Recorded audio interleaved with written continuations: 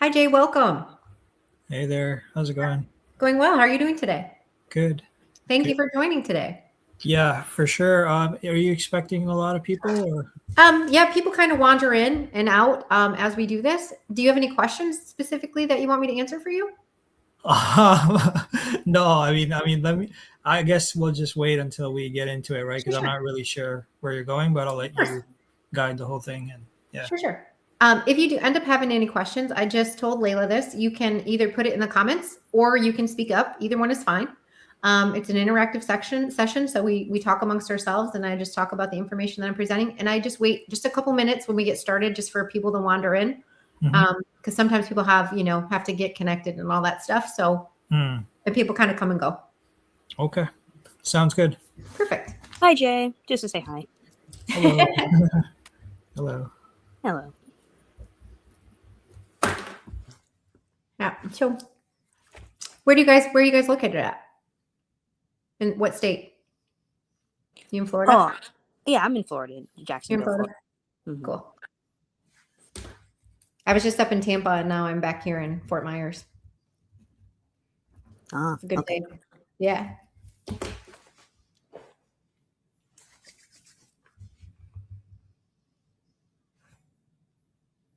right, in about 30 more seconds, I'm going to get started.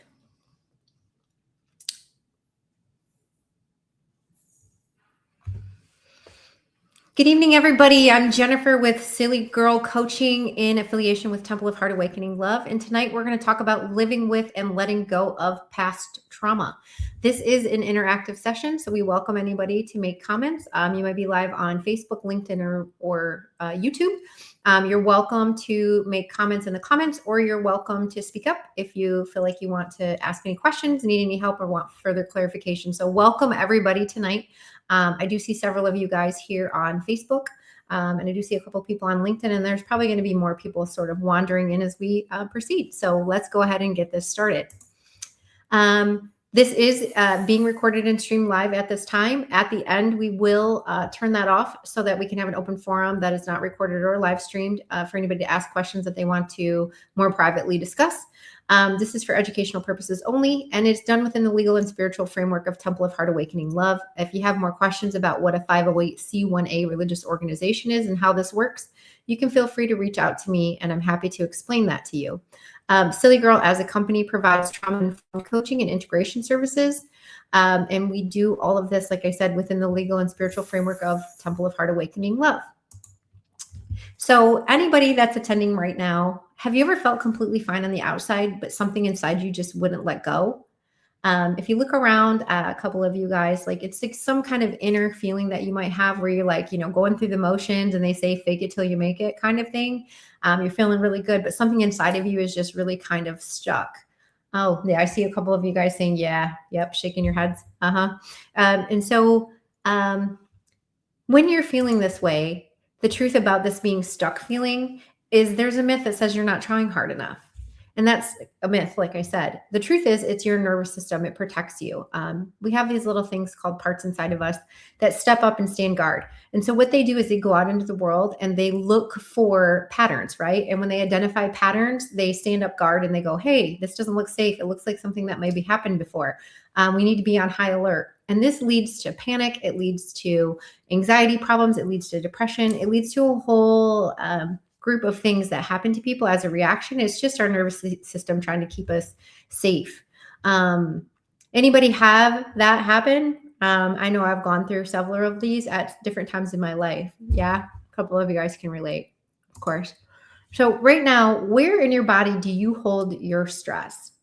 I tend to hold mine in my jaw, between my shoulder blades. Any of the rest of you guys hold stress in your body? Oh, yeah. It's very, very common in the hips for women, especially. Yeah. So lots of us hold that. And so we have tight hips and a little discomfort in that area. And the back is definitely one, lower back, upper back between the shoulder blades, definitely very common. In the neck, for sure, for sure. Yeah, Todd. Yeah, jaw, same as me. Shoulders, for sure. Great. So put your hand where you feel like you're holding your stress and just notice. Just sit with it for a minute. We're not trying to fix anything right now. We're just noticing, like, where do we have tension? Where are we holding that in our body? Great, everybody. So what trauma actually does to your brain is it hijacks your amygdala, and that's the brain's threat response. It fires even when you're completely safe. So anybody who's ever been in a near miss car accident, right? Anytime you get too near a car again, you might get that, ooh, if a bird flies over your car, you duck, even though there's no chance it's going to hit you in the head. Stuff like that. It's your amygdala hijacking. Or if you are in a situation that was similar to a time that you had some trauma, same idea. Your heart starts to beat, you start to tense up. Second thing that happens is a memory lock. So trauma memories are stored differently without a clear timeline. It's in your body though, always. And then there's the survival loop. And then that's the nervous system. It's replaying the past to protect you from the future. It's called confirmation bias as well. So you go out in the world and you look around, like I said earlier, for patterns. This happened, then this happened. So therefore that's going to happen. Whether it's real or not, your body still reacts the same way. And it doesn't mean your brain's broken. It's just doing what it was built to do, which is to keep you safe and to alert you to potential danger. Yeah, of course. So why trying harder doesn't really work for this? So we try positive thinking. We try talking about it. We try just moving it on about it and forgetting it. We try to use willpower to overcome of it. But that doesn't really work. So what actually works is a lot of body-based practices. So you guys, maybe you've heard somatic release, facial release, things like that, nervous system regulation, integration practices. Some people actually go to the gym. Some people go get massages. Some people do sound baths. Some people do salt caves, right? So these kind of things, the reason why they work is you actually identify the emotion where it's being stored in the body or that tension, and then you help release that tension out. Because you can't think your way out of this. It's a body-based problem, and you do need to help release that tension. Oh, yeah. So there definitely is Reiki. Yeah, for sure. Reiki definitely is another one of those ways that people move energy. Acupuncture, sometimes chiropractic, lots of stretching modalities like yoga and body practices like that, for sure. It's also grounding helps. And grounding is when you put your bare feet in the grass or put your bare feet in the beach water, sand, things like that.